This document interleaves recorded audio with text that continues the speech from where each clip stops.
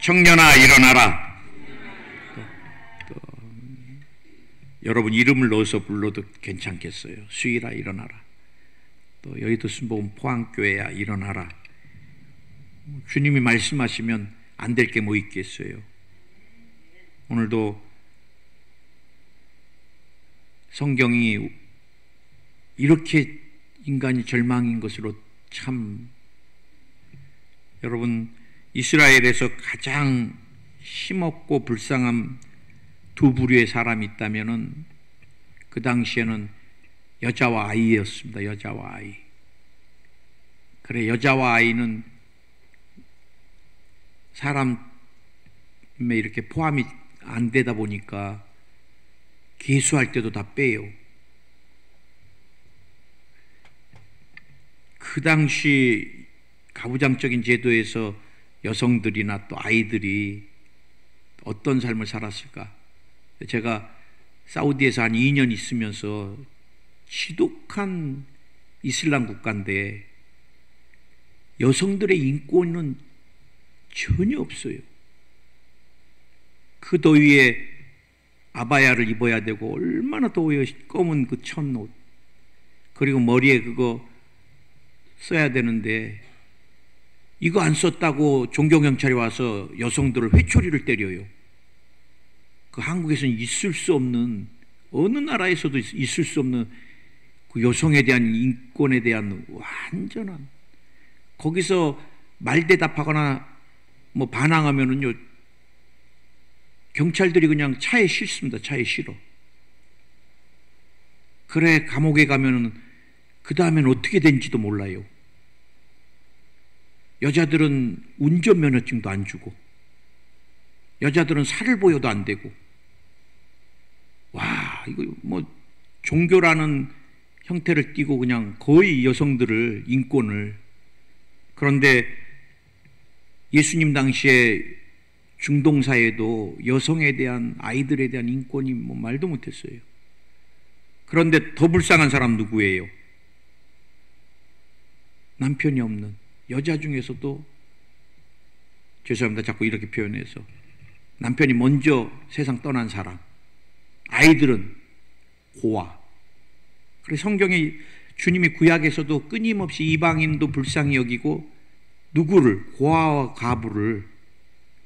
그래, 일부러 가난한 자, 고아와 가부를 위해서 추수할 때 이삭이 떨어지면 주지 말라 그랬어요. 그 사람들이 삶을 영위할 수 있게. 여러분, 인생의 삶의 영혼에 보호자가 없다는 건 정말 불행한 것입니다. 남편이 단지, 아버지가 없다는 것이 이 당시 사회에서는 경제적인 부분들이 그 다음에 감정도 그래요. 부모가 온전히 함께 있을 때 우리가 사랑을 받고 감정도 안정이 되잖아요. 오늘 여러분, 나인성의 한 과부가 남편이 언제 죽었는지 성경에는 명확하지 않아요. 그런데 그래도 위로받을 한 아들이 있었다는 거예요. 한 아들이. 여러분, 남편이 있고 아내가 있어도 자녀는 부모의 위로고 힘입니다. 성경에 보면은 자녀를 뭘로?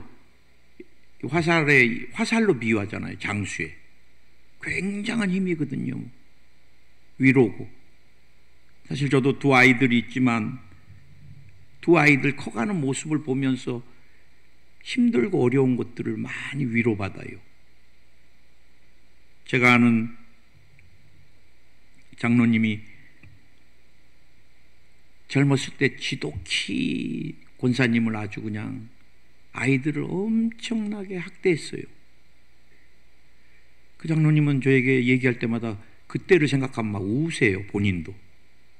목사님, 그때 내가 왜 그랬는지 모르겠어요.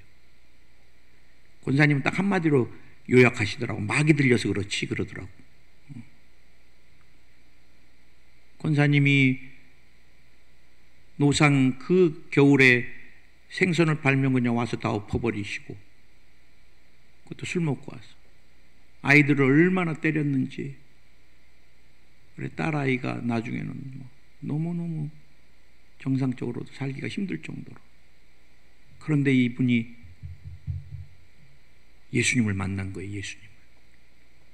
그리고 나서 보니까 자기가 너무 지은 죄가 많더래요.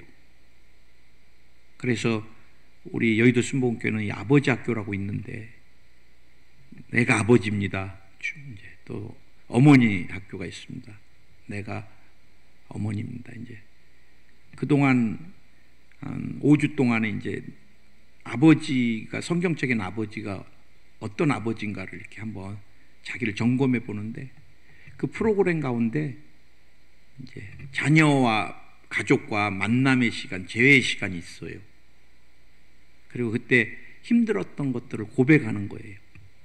그런데 아버지가 가족을 안고 또 딸을 이렇게 안아주는데, 딸이 그러더래. 왜 그때 나를 아빠 그렇게 때렸어, 어린 나를.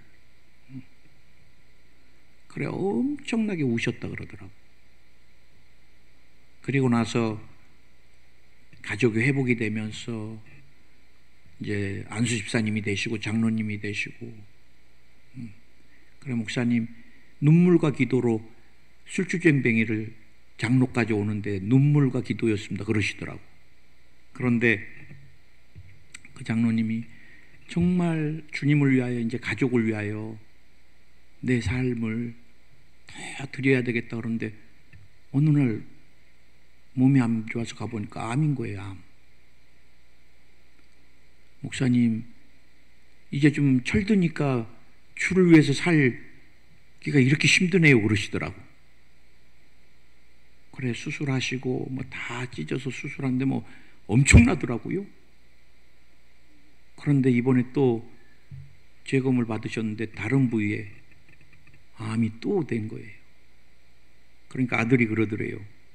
처음에 수술할 때 너무 힘든 거 알고, 아버지 이번에도 수술 받을 거예요 그러더래요. 그래, 장로님이 그러셨다 그러더라고. 내가 네 자식 낳아서 크는 거 보기 위해서라 죽어도 받는다 내가.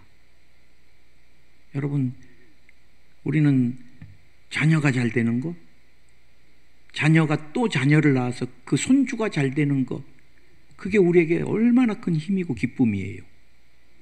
오늘 여러분, 나인성의 과부가 그 아들을 볼 때마다 어떻겠어요?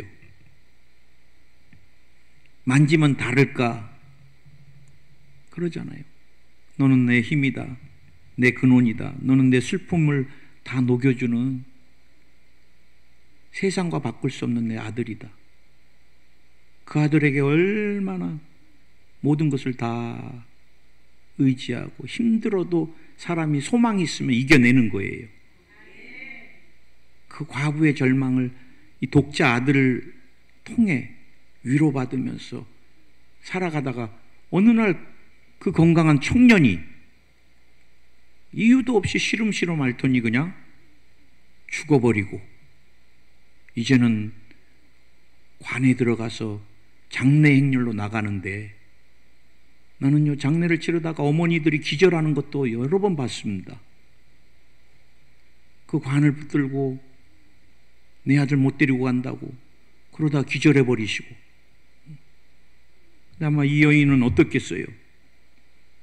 오늘 저는 이 나인성 과부의 이런 사건을 통해서 몇 가지 영적인 교훈을 얻으려고 그러는데, 이 하나님 없는 인생이 절대 절망의 존재라는 것입니다. 여러분, 우리 인생이 처음 창조됐을 때는 어떤 상태였어요?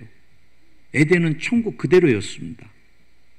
우리가 이제 새하늘과 새 땅이 임하면은 가서 체험할 그것이 창세기 3장의 그 타락하기 이전의 에덴의 모습이라고 저는 확신합니다. 거기에는 죄가 없었어요.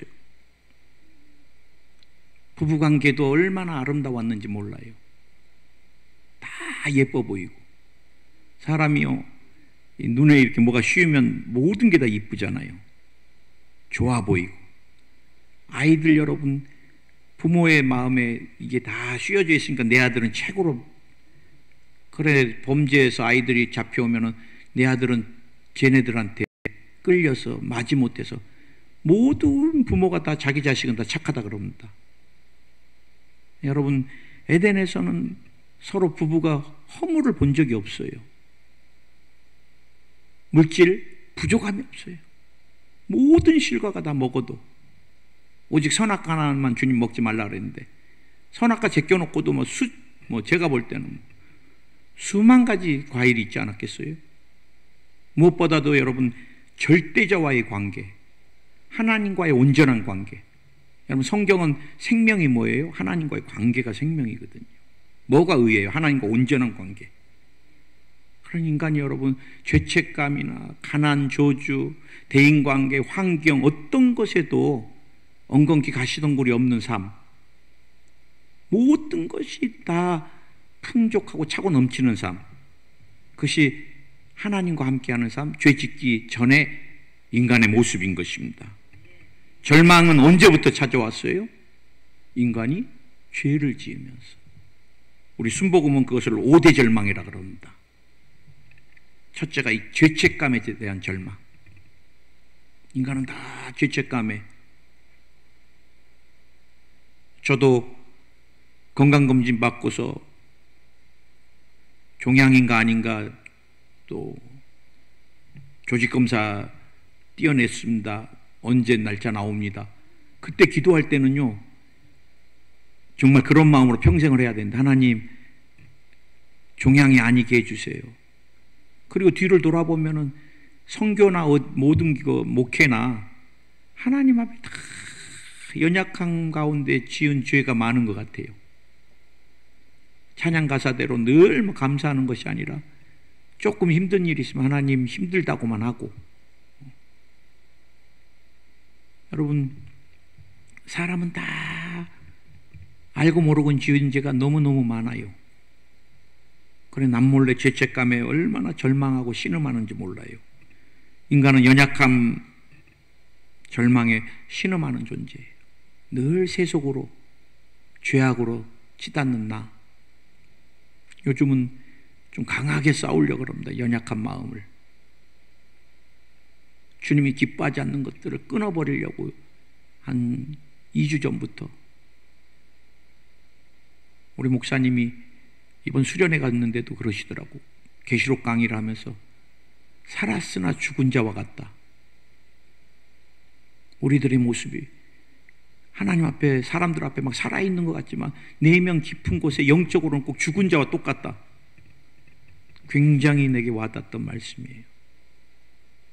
끊임없이 연약함에 주저앉고,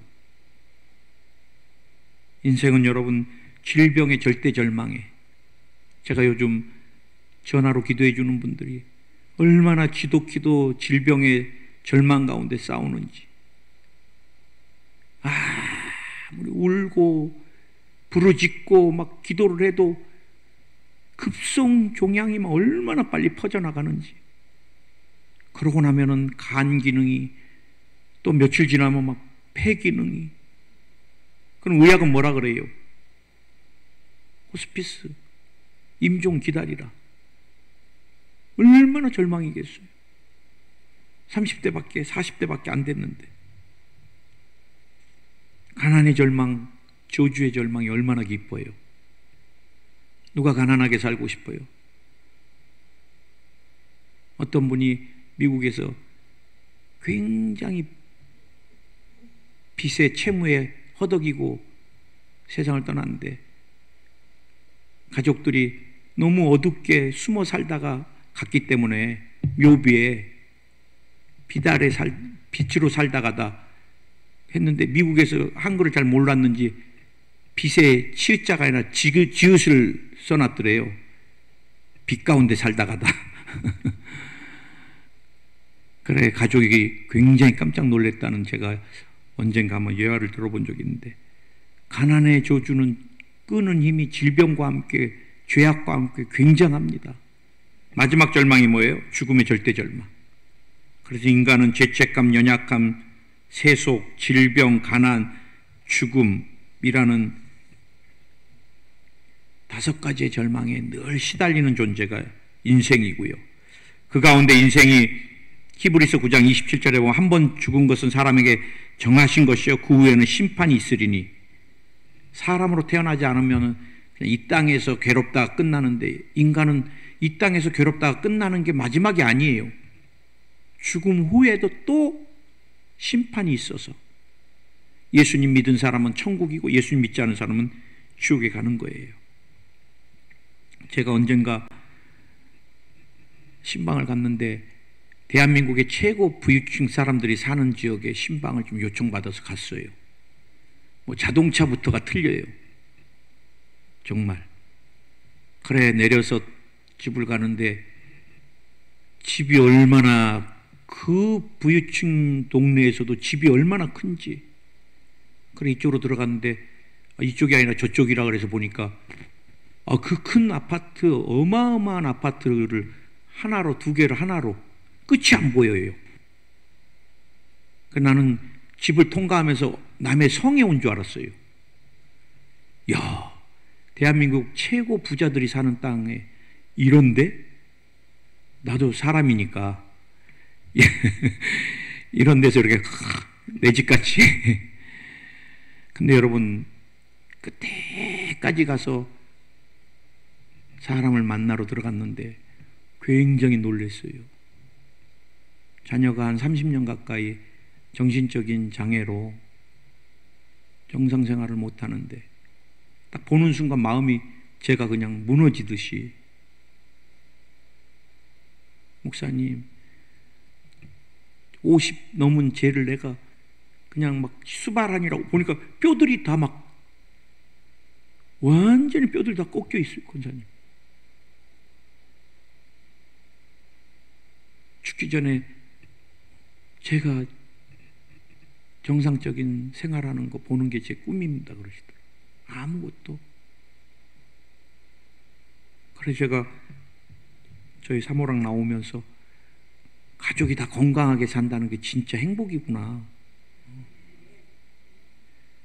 여러분, 우리가 알다시피 정글의 늪에 빠지면 허우적거릴수록 발부둥 치면 칠수록 더 빨리 빠져들어갑니다.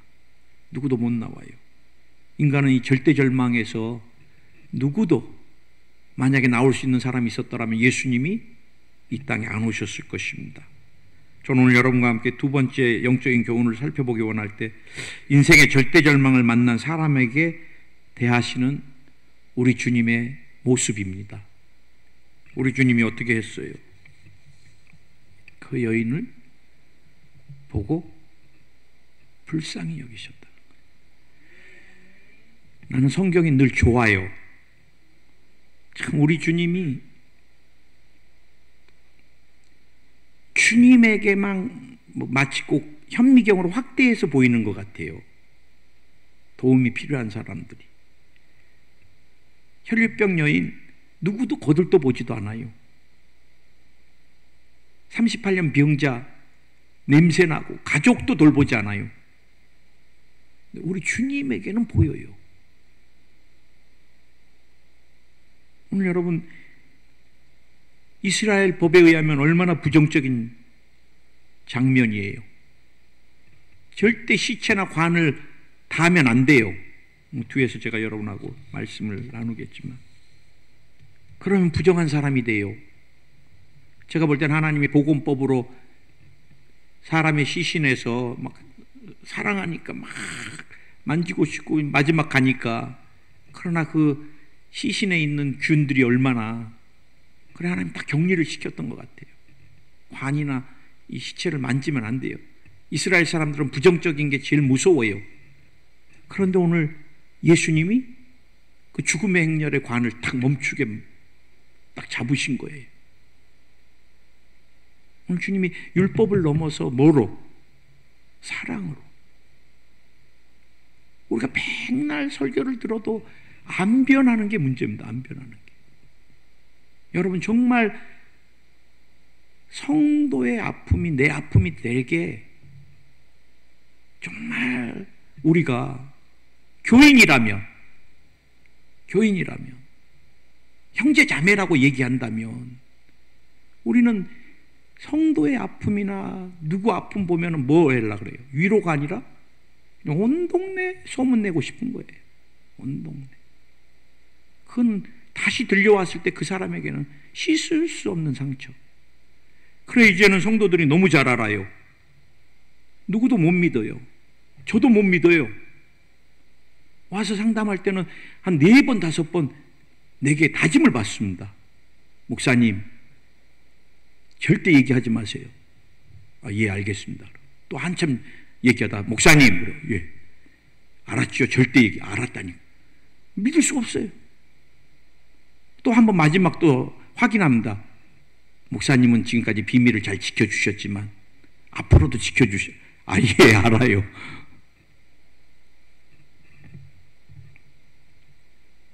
이 여인에게 다들 돌 던지는 거예요. 남편 죽여서 팔자 세더니 아들까지 죽였다 그러고. 뭐 성경엔 그거 없지만 다 눈초리 다 그러잖아요, 사람들이. 제가 여러분들에게 언젠가 한번 간증했는데, 제 청소년 사역을 하는 아이가 저에게 글을 썼더라고요. 중학교 1학년 아이가 붕대를 감고 있는데 자기는 다친 줄 알았는데 나중에 보니까 이 아이가 팔을 잡고 긁는 거예요. 칼로, 면도칼로. 얘가 초등학교 때부터 왕따가 됐는데 아이들이 약한 애는 도와주려고 하지 않아요. 전부 다 힘을 합쳐서 약한 애를 더 죽여버리려고 그래요. 그래서 내가 그 글을 보면서 네가 그 아이에게 힘이 돼줘라. 며칠이 지났는데 또 다른 제자가 중학교 담임 선생인데, 목사님, 우리 학교, 우리 반에 문제아이가 있는데 좀 있으면 퇴학당해요, 그래. 여자애가 중1인데 걔도. 그리고 왜 말도 못하게 애가 문제하고 거칠대요. 그래 내가 네가 담임이니까 네가 잘 기도해주고 해줘라. 그랬더니 그 아이가, 나는 그때 대학생 사역을 할 때 나 대학생들도 힘들다. 그랬더니 목사님, 그 아이 아버지가 목사예요, 그래. 그래서 제 마음이 그냥 뭉클하더라고요. 무조건 데리고 와라. 그래 왔는데 저는 그 아이 지금도 얼굴을 잊을 수가 없어요. 그때 모습이. 어린아이가 얼굴이 상했어요. 여자아이가. 저도 모르게 그 아이를 보는데 눈물이 나는 거예요.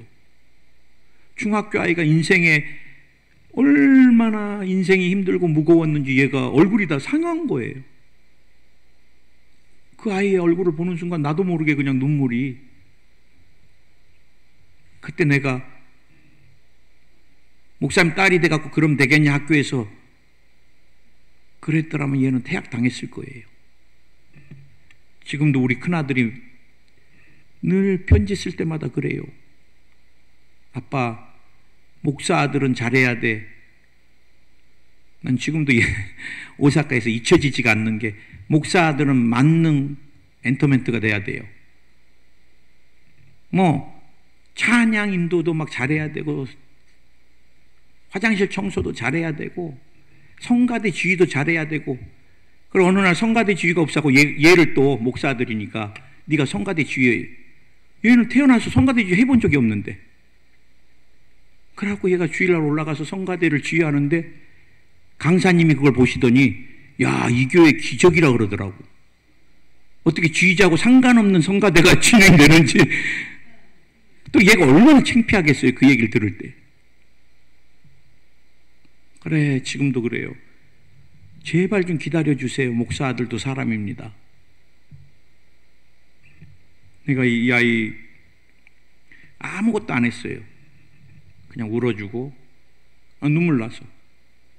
그리고 내가 기도 한번 해주고, 넌 앞으로 목사님이 우리 아이들하고 밥 먹을 때 너도 와서 같이 밥 먹자.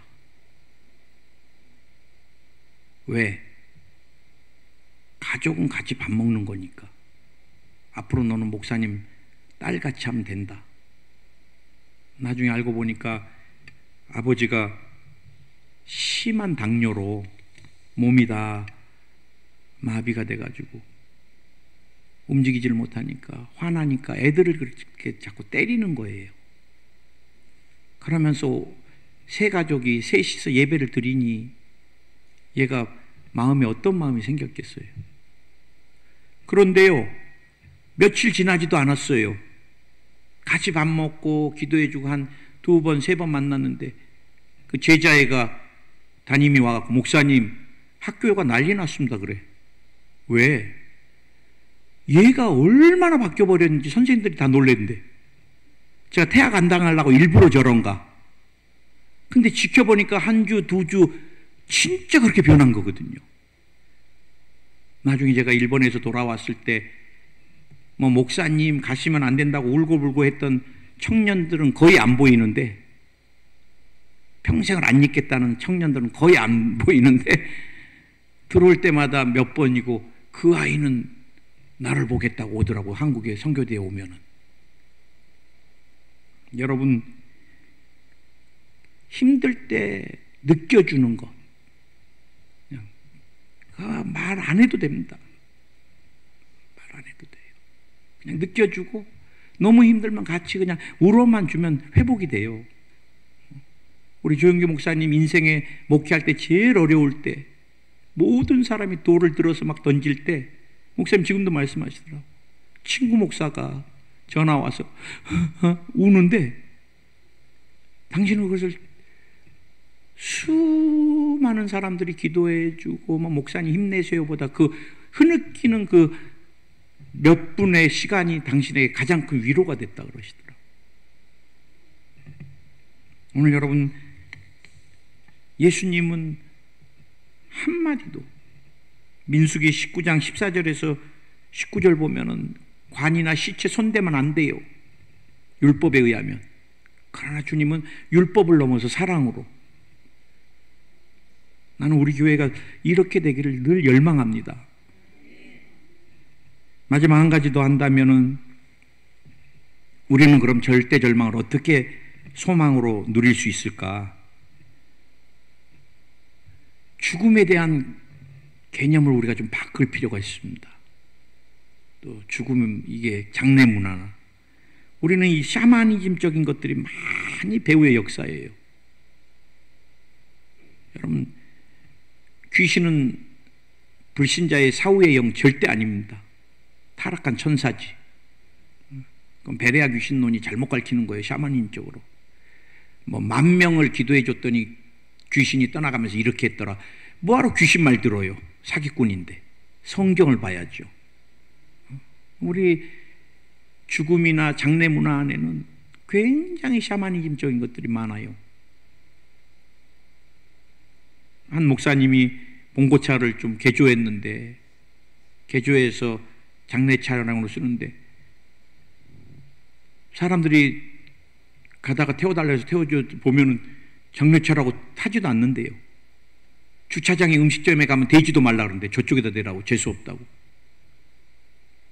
여러분, 죽음은 이 땅에서 영원한 이별이나 마지막이 아닙니다. 우리 믿음의 사람에게는 천국을 향한 첫발인 것입니다. 죽음은 우리에게 어떠한 절망도 아니에요. 예수님이 손붙들러 오시는, 마주 잡아주시는 순간인 것입니다. 아멘. 아멘. 오늘 여러분, 우리는 늘 절망에 대해서 자꾸 익숙해지게 만들었어요. 제가 늘 생각해 보지만 유교를 만든 공자나 불교를 만든 석가가는 오늘 이 모습을 보고 뭐라 알겠어요? 인간은 누구나 죽는다. 슬픔은 극복해야 된다. 어느 스님이 누가복음 이 7장을 보면서 당신은 개종했다고 간증한 걸 들었어요. 아무리 자기가 진리를 깨달으려고 모든 걸 해도 생명에 대한 해답이 없었는데 누가복음 7장에 명확하게 생명에 대한 해답을 주더래요. 생명은 주님께 있습니다. 오늘 여러분, 공자나 석가나 뭐 유명한 모든 사람들 갖다 놔도 죽음은 다 찾아오는 것이다. 죽음은 시간이 지나면 이별을 통해서 아픔들은 사라지는 것이다. 이 과부에게 어떤 위로를 했겠어요? 그런데 우리 예수님은 달라요. 청년아, 청년아, 일어나라. 죽은 시체를 향하여, 죽음을 향하여 일어나라. 청년이 어떻게 했어요? 일어나 걷고, 그 청년을 누구에게? 어머니에게. 천하보다 더 귀한 선물을 누가? 예수님이 그 어머니에게. 우연이에요? 아니에요. 죽은 나사로도 이렇게 하셨어요. 우연이에요? 아니에요. 야이로의 딸도 이렇게 하셨어요. 오늘 주님의 말씀에 생명이 있고, 주님의 말씀에 절대절망이 소망으로, 예수님이 말씀하시니 물이 변하여 포도주 됐고, 거친 파도가 잠잠해졌고, 죽은 나사로가 살아났다네. 그런데 나는 나인성 과부 아들도 살아났다네. 이 가사도 넣어야 될 것 같아요. 여러분, 우린 절망을 예수 그리스도의 말씀으로 물리쳐야 돼요. 쫓아내야 돼요. 쫓아내야 돼요. 주님 안에 생명이 있습니다. 절대 절망이 예수 그리스도를 통하여 절대 소망으로. 제가 한 가지만 여러분하고 간증하고 성찬을 대하기를 원합니다. 제가 한 달 전에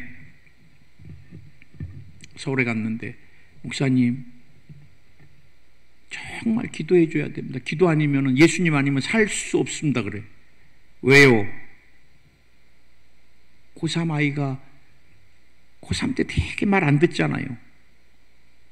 부모님이 그렇게 위험하다고 오토바이 타지 말라 그랬는데, 이 녀석이 오토바이 타고 아르바이트 한다고 그냥 희기닥거리고 가다가 자동차하고 그냥 엄청나게 그냥 부딪혀갖고 공중으로 떠갖고 떨어졌는데 머리가 그냥 박살이 난 거예요. 그래, 뇌압이 식지가 않으니까 머리에 뼈를, 이게 막 부풀어 오르니까 뼈를 다 뜯어가지고 냉동실에 넣어놓고, 서울대. 그리고 뇌압이 가라앉을 때까지 기다려야 되니까, 목사님, 의사는 소망이 없대요. 그래. 그러니까 장로님 걱정하지 마세요. 내가 마포대교구에서 사역할 때도 우리 교구에 저런 아이가 있었는데 의사는 못 산다 그랬습니다. 40%도. 근데 지금 걔 99%가 다 회복이 돼갖고 일하고 다닙니다. 이제는 하나님이 역사하시고 기도 싸움입니다. 내가 그랬어요. 그래, 갔더니 내가 봐도 막 머리 뚜껑도 못 닫고, 얘가 그냥 사람이 아니잖아요. 부어가지고 막 혼수 상태 막 다 꽂아놓고. 육안으로 보면 아, 죽은 애야. 의학적으로도 죽은 애야. 그러나 죽은 자를 살리시는 주님, 이 시간 역사해 주시옵소서.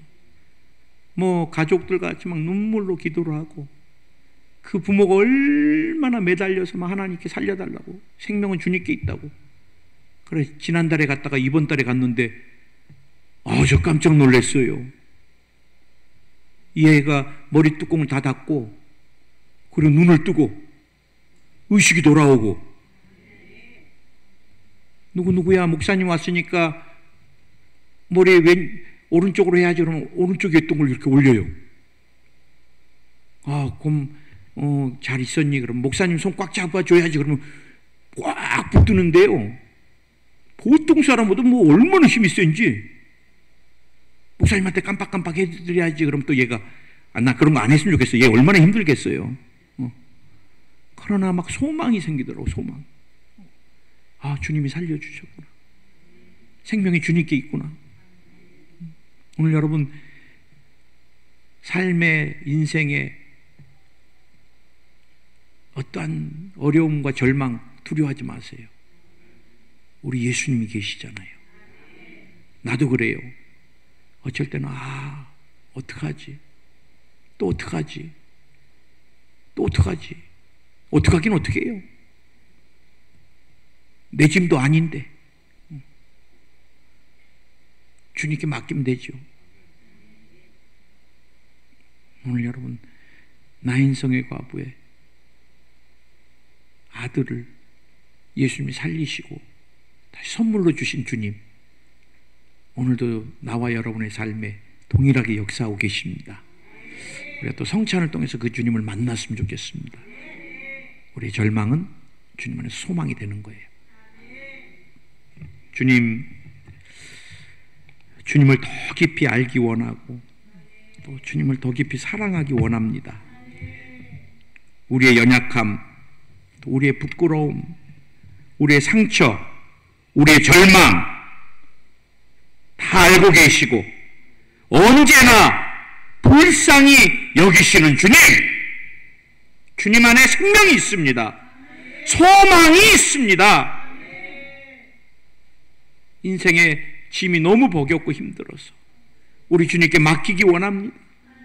주님은 맡아주시고 인도해 주시고 더 귀한 것들로 넘치도록 부어주시옵소서. 19회 또한 그와 같이 잔을 가지시고 이르시되